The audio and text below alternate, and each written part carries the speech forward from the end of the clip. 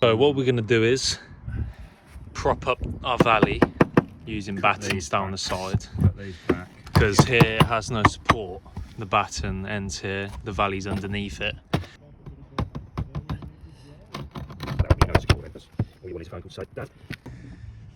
So we have completely restructured the valleys with battens going up the side now, so they're fully supported.